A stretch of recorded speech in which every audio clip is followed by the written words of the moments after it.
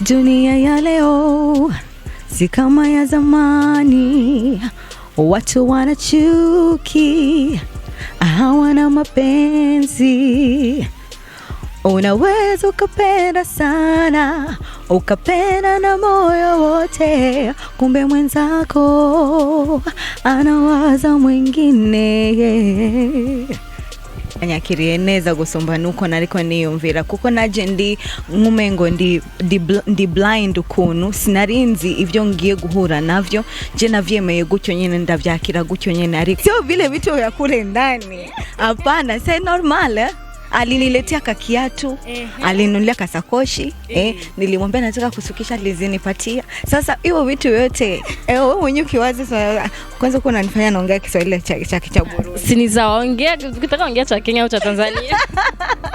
Jamani wasiwadanganye. Dada, acha nikwambie kitu, si ndio?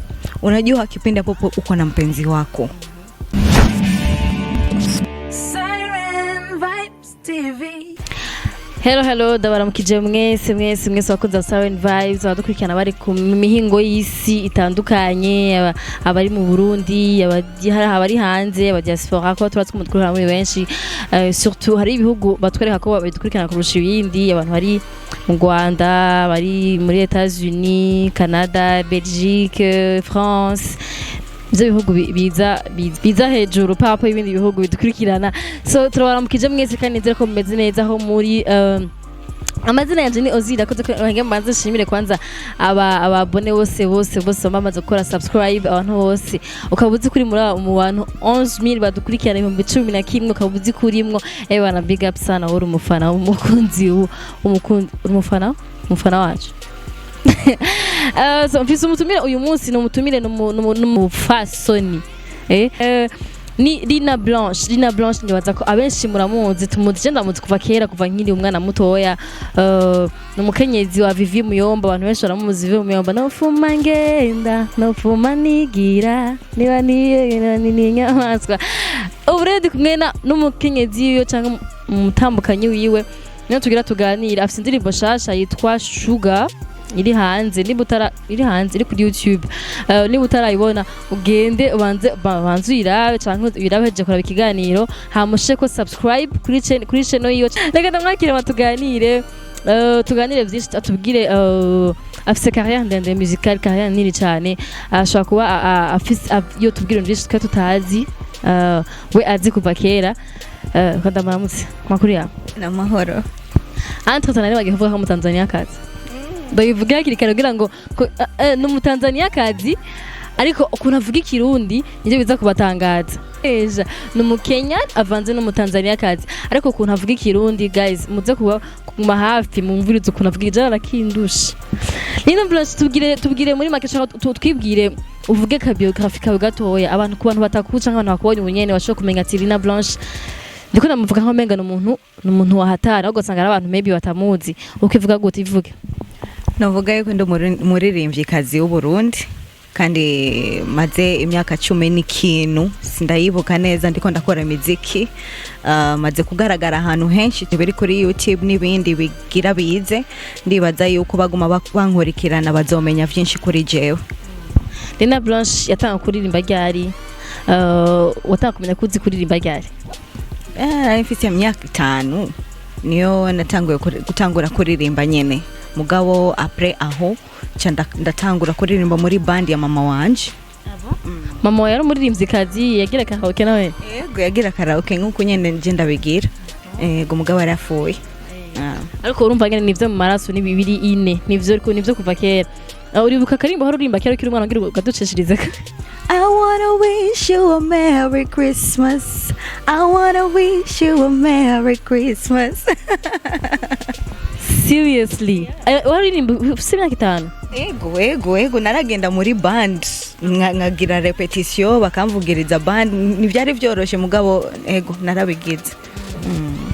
Ego Linah Blanche unye uri mu Burundi, ariko waje uva muri Tanzania? Yeah. Muri Bahrain. Ego. Ndibuka je kera nkiri mutoya nkikumenya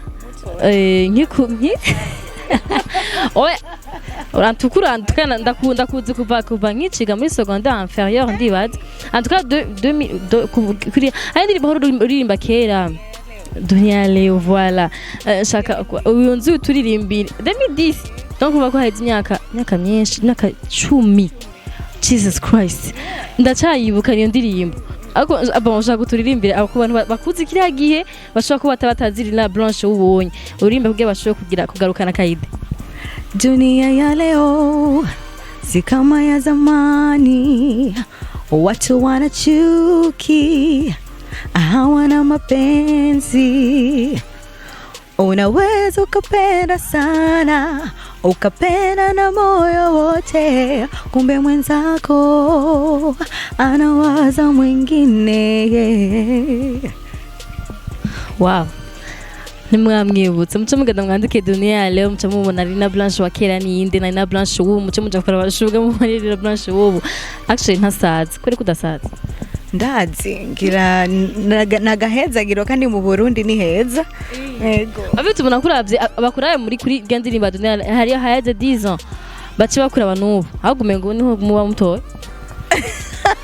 uratwenza nukuri ngira ni kubera navyibushe wavuye wakuriye muri Kenya ukora muri Tanzania turabizi ko wagiye muri band ya Lady JD muri muzikazi twese tuzi ko ari umustar kuva kera ariko ubukorera kaya muzikari mu Burundi ni impamvu yatumye utabandanyiriza gukora haya muri Tanzania mugihe twe umugihe byoroshe ko ushobora kumenyekana vyoroshe cyane kuba ko wakora muri band y'umuntu hazwi ukaza kwikora mu Burundi.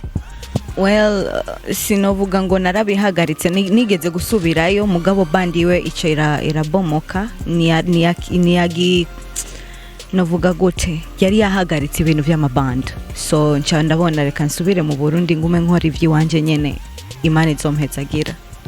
Yeah. Hamaze gushika mu Burundi bwakwakiriye gute?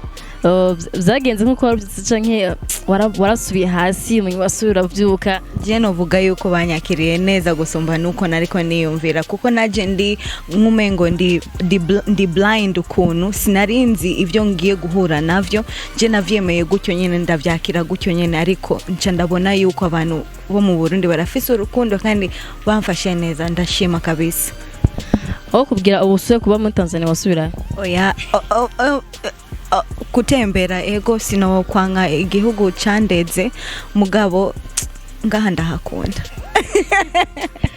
Uretse umugabo wa Vivi Muyomba kwanza bantugira kandi tumwamenyanya na Muyomba na Vivi kora kiragiye Vivi yarazwi cyane indirimbo yarivomye haheze tumubona ngo yazanye umugore amuvuye muri Tanzania ibintu nk'ivyo mwamenyanye gutubwira mushuro kugeza isamusinge muri umugore n'umugabo. Twamenyane kuri band ya TID kuko niyo twatanguriye wewe yari umucuraranzi umubazist rero ngiyeyo ari we yanyakiriye acarumviriza ijwi wanje arambwira ngo urazi kuririmba cyane hama ibindi birakurikira backstage. Uradusondetse backstage yabandanyije gute?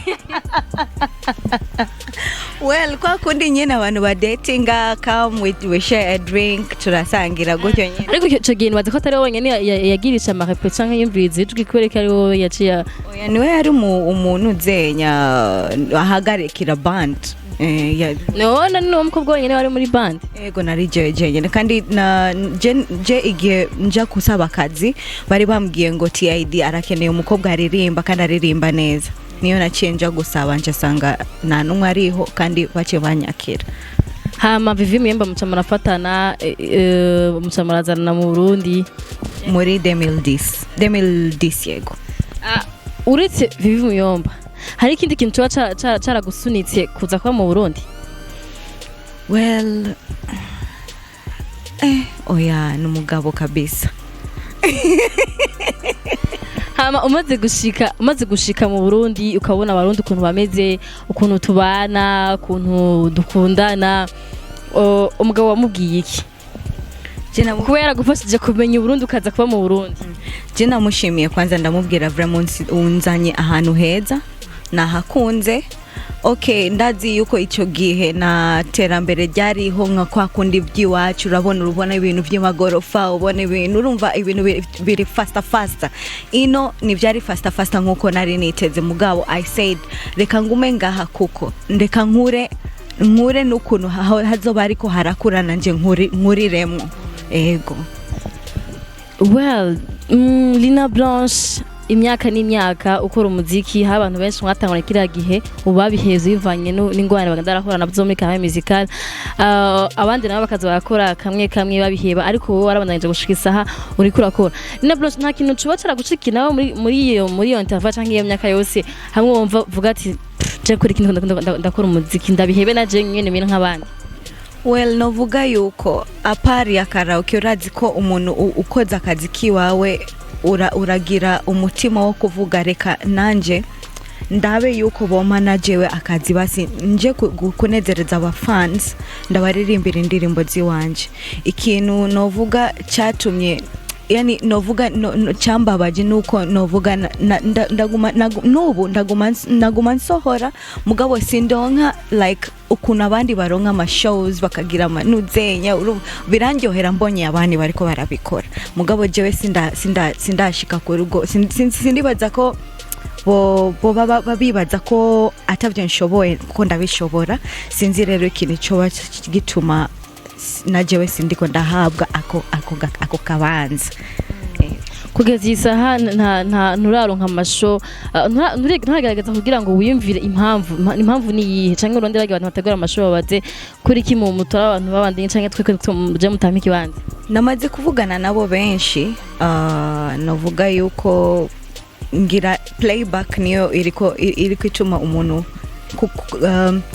yisubiza inyuma kuvuga ngo reka ndamuhamagare Linah Blanche aze kunezereza abantu kuko je urazi ko ngira live sishobora kuguta band kuko nayimenyereye imyaka myinshi cyane ndiko ndakorana na band amangende mpagarare hajya ndi jenyene noba ndiko ndica abantu nkoresha vrem kuko ndakunda gutanga akazi none ngiye hajya ndiko ndakora ama playback bobo bazobaho gute. So I think umuntu yiyumviriye gutyo yibaza yuko ngo nabantu benshi ngo bizotora amahera menshi mugabo ibintu byose no kwicara no kumvikana. Yeah. None bishobora gushika ntibashobora gukunda ko nimba ari nka concert imwe bakubwiye ugende kwikora wenyine uje kwikora wenyine.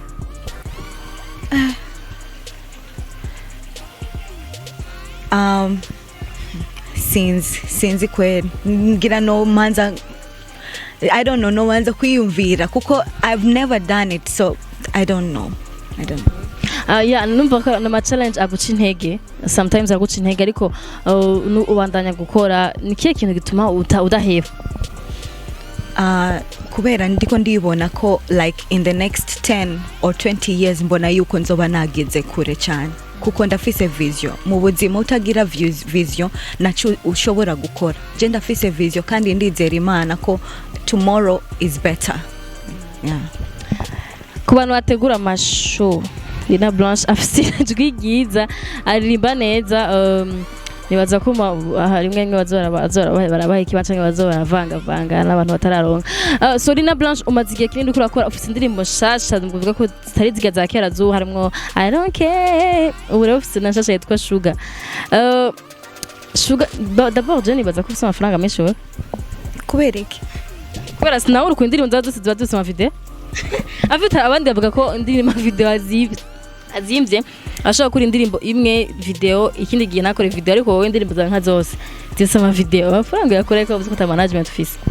Well, urazi ko nkora karaoke ndakora na acoustic night mu bibanza bikomakomeye ngaha mu gihugu so novuga yuko ndahabwa opportunity nziza cyane yo gukora karaoke no kugaragaza ijwi ryanje na talayi wanje aho niho nkura amahera yiwanje. Yeah. Ukora karaoke je natwe ukora karaoke muri arena gusa muri arena ubu mugabo twarahagaritse kenshi nkunda gukorera kuri Waka Shack Samedi na Vendredi kuri Kirere Garden Hotel. Ndumvise amafaranga ntava jize byanchanze indirimbo zose zari nanze gusoma video ariko ubu ndumvise ntava. Sugar ifise video wari wambaye neza ndahora kwambika jewe nyene uriyambika hama makeup turafashanya hari umukobwa yitwa Christiana Lali Gomez muramuzi wo kuri Dream Beauty ari party nigiriye jewe nyene makeup ariho n'indi party yagize mugabo kenshi na jewe ndigirira makeup David. Ego ukunda uriyandika indirimbo wewe Sugar nshaka kutubwire Sugar umunsi yandika wanditse gari inspiration yaje gute? Nari nicaye last year tuvuge yari mu kwezi nk'uko nyene turimo nicaye nyene nca niyumvira none aho umuntu woba uri kurandika indirimbo wandikira umuntu ukunda wo mubwira iki urumva wo mubwira iki nca ndicara nari je nyene aho nca nandika amajambo nca niyumvira none nshaka i song nshaka ko i sound gute nshaka ko iba ifise vibe imeze gute niyo naciye niyumvira ndandika melody kuko nari natanguriye kuri nuzenya je nshaka mfu tubwire amajambo je nshaka guhagarara ku majambo ari muri Sugar ukuntu wanditse ubutotura twufise umugabo umuyomba niwe yaguhaye inspiration warara utuntu ngene mukora muri kumwe amagazura inspiration well novuga yuko party ego vyavuye kuriwe mugabo n'ahandi ndumviriza abagenzi banje ukuntu bambwira twese naka turakundana urumva ibintu nk'ivyo so like uraronka inda naho nyene mbona ni busuto hiyo sio busuto mama sio busuto mama wanakuambia hiyo sio busuto hiyo sasa sana wewe huwezi kaniambia msheri wako mimi siwezi kukwambia maana yake wanafuza kwa nakuta kuambia ngo bwanangu hivi na hivi sio vile vitu vya kule ndani hapana c'est normal aliniletea kakiatu alinunulia kasakoshi nilimwambia nataka kusukisha lizinipatia sasa hiyo vitu yote wewe mwenyewe kiwazi kwanza uko unanifanya naongea Kiswahili cha Burundi sinizaongea ukitaka ongea cha Kenya au cha Tanzania jamani wasiwadanganye dada acha nikwambie kitu si ndio unajua kipindi hapo uko na mpenzi wako yani hata rafiki yako unaweza kumwambia kwa sababu unakuwa umeshakufa unakuwa umeshakufa wewe hujakufa mama sijakupa naenda kutangazia sio kutangaza si kawaida bwana si kawaida alinipa simu mpya aliniletea kiatu alinunulia nani anitumia mainite sivyo vitu vya kawaida mami mpaka kupata inspiration kuandika nyimbo sasa erega vitu vyote ambavyo tunaandika vinatokana na maisha ambayo tunaishi ndani kama dunia ya leo tunasikia kama ni nyimbo ya mapenzi lakini mapenzi ya kuumiza kwa nini kwa sababu nishasikia watu wengi ambao washaumia ndio hivyo mama Kiswahili kirakamye Sugar abantu batarayibona mugende mwumvize indirimbo y'urukundo tubwire gatoya kijambo nyamukuru utakongea mu Kiswahili atasikia tu yiri muri ndirimbo muri Sugar ikintu nyamukuru kiri muri Sugar novuga yuko ari ibintu umukunzi abwira umukunzi wiwe ibintu nyene biri prive naho noba nabishi na yale mambo yale yote umetia yemo waambie waende kutizama nyimbo yako asikie ina maneno matamu wimbo wenye maneno matamu unaweza kaidedicate kwa mpenzi wako hapana kimanjema wala side plate hapana yule ambaye unampenda kwa dhati kutoka kwenye roho yako lakini kuna sawa wengine wanapenda imanjemia yao kuliko sheri ndani ya nyumba sinawezekana sasa ukienda wanakuaga avuze ko iyo ndirimbo ita abantu bafise imanjema ntibaraba bafise cyangwa bafise ama side check nago baraba ni ugiye windani cyangwa wundi nyene umwe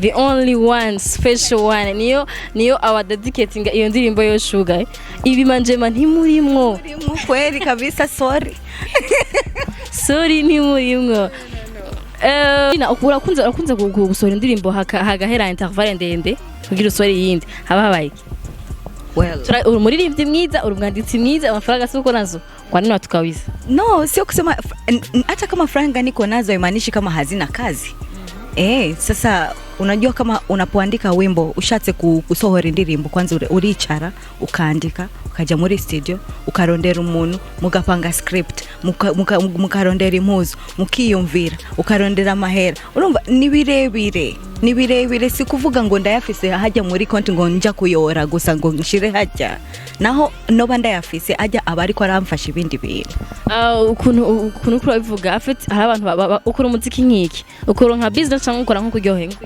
je ndagikora nka business yeah, I work. Yari business rero nibaza ko abantu bose bakora business barinvestisa bavuga tuzokunguka muri iki gihe iyo ukize amafaranga muri music wo harura ko atakaye canke harura ko akoze business.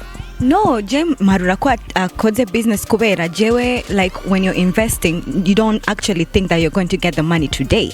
You're not gonna get the money back today. Uriko uriyumvira like in the next 5 or 6 years, like ibi bintu ndiko ndakora ubu birashobora kutanzanira amaheru no munsi mugabo next year or the next year nzobironka. Yeah, it's gonna. Yeah, indirimbo yindi turindire ryari?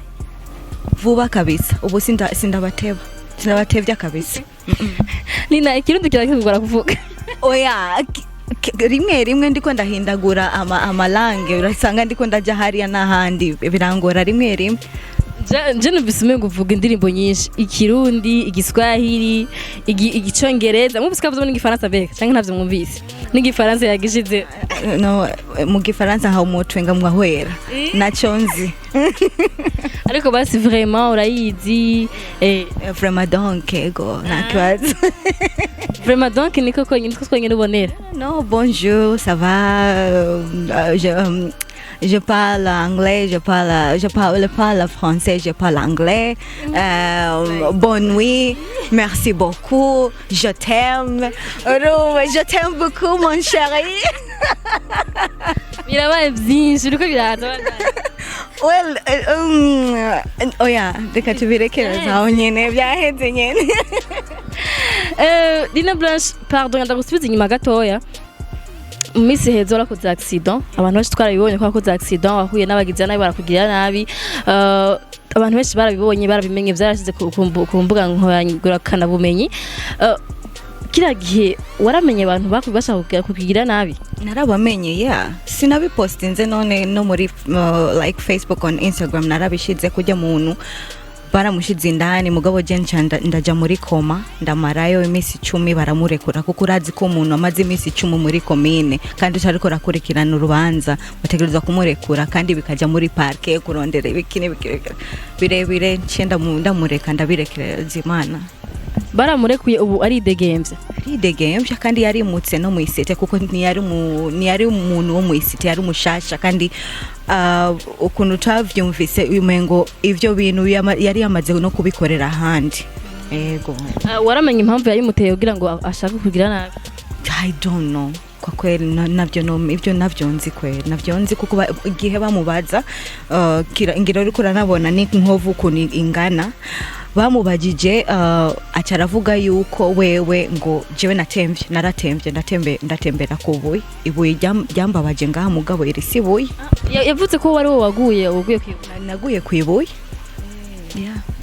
Ubu rero yaragiye murashaka no guhura mu nzira canke ntaraso kugira ko amenase yandi mu nyuma turasubira no kubonana. Ya kuva cagiye bamurekura yaciye yimuka. Okay, Linah Blanche, utubwire rero ama projet muri future. Nta ndirimbo mufitanye Vivi nshasha? Mwarahevye kuririmba? Turakumva indirimbo yanyu muri kumwe? Nitwahevye kuririmbana cause ubu dushaka ko umuntu wese agira projet ziwe kwanza. Hama tuzosubira gukora kandi nk'akantu nk'album canke akantu nyene koroshe turi kumwe mugabo ama projet arahari kandi ama projet meza atavuye kuri jewe gusa no kuri Vivi mwitege ibintu vyiza bishasha bije. Ego mbere ko turangiza hari ikibazo ushaka kubaza nk'umuntu akora kahaoke abaririmbyi benshi bakora kahaoke kenshi ari usanga babihevye binje muri carrière musicale n'abashaka kuba star bavuga ko ngo kunywa biyereka abafana ngo batuma ngo babahaga ubu ntibiraguca mu mutwe ngo vyumvi. Oya kubera akazi karahari bampemba neza.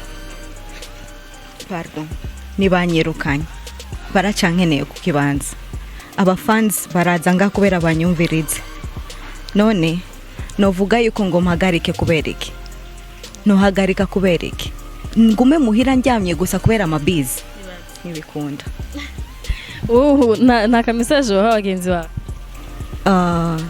nababwira yuko ndabahaye courage kubahevye karaoke courage nimugume mukora akazi keza turagakunda na jewe nzoguma ngaha nyene nkora iyo karaoke nyene nkora nibindi kuko umuntu azi akamaro k'ikintu ni wakizi nyene je ndaza akamaro karaoke mfitiye yeah. kandi n'ubundi ukira karaoke riguma rimenyera kuririmba ego kandi urazi yuko nkora na band jewe sinshaka simvuga ngo iyo opportunity ndayironse sinoikora mugabo je I don't want to work like playback shaka gukorana na band so like sinshaka kuguma ndi kure ya band kubera ijwi ryanje shaka ko riguma rikaze rimeze kujya nyene ryoroshe abantu baguma bumva ko ari ijwi ryiza kuko no ngaha umuntu ashobora kuronka marsh ari ngaha nyene yeah. Mukurangiza reka tubibutse ko mushaka kumukurikirana ku ma social media ziwe Instagram ni Linah Blanche, Facebook ni Linah Blanche, Twitter ni Linah Blanche, Snapchat @her ni Linah Blanche, na YouTube bien sûr hashindirimbo ni Linah Blanche Burundi cyangwa Linah Blanche gusa murashaka kumukurikirana murabindirimbo ziwe rizakera onyabwira mushaka kumutera ama courage turabengene ku muziki woteremba ko dufise abantu baririmba neza nka Linah Blanche bakaduga kagira izina ryo hejuru ni shema ku Burundi bwatsi mu ndora abantu bazi kuririmba bahari nareka ndagushimire rero murakoze Siren Vibes kandi ni mwampamagara kandi nzoza thank you cameraman naho batakubona cameraman Sanchez Didier merci yitwa Didier nawe nyine muje kumufollowinga Didier Sanchez kuri Instagram kuri mubone cameraman wa Siren Vibes ninde abantu bazi ko ari l'homme invisible ariko arafise ama social media nayo mushaka kuja kumuronderayo merci beaucoup turabakunda gose mwe mudufollowinga kuri Instagram ya Siren Vibes ni Siren Vibes nyene kuri Facebook page ni Siren Vibes nyene mugenda mugire ama follow mugire ama likes hama na tweet surtout abantu muko murara kiganiro please mugende mudufollow kuri Twitter kugira ngo muze muraronka amakuru ari updates ahamu canke kwisi yose tubashikiriza merci beaucoup ngo mudukurikira hama tutubagiye kubwira abantu bose bashaka twakora ama publicité namwe bwe turahari kubganyu dufise abantu benshi bashaka kura mushaka ko babona ibintu vyanyu mu turondere hari numero yacu ngaho canke mutwandikire kuri Instagram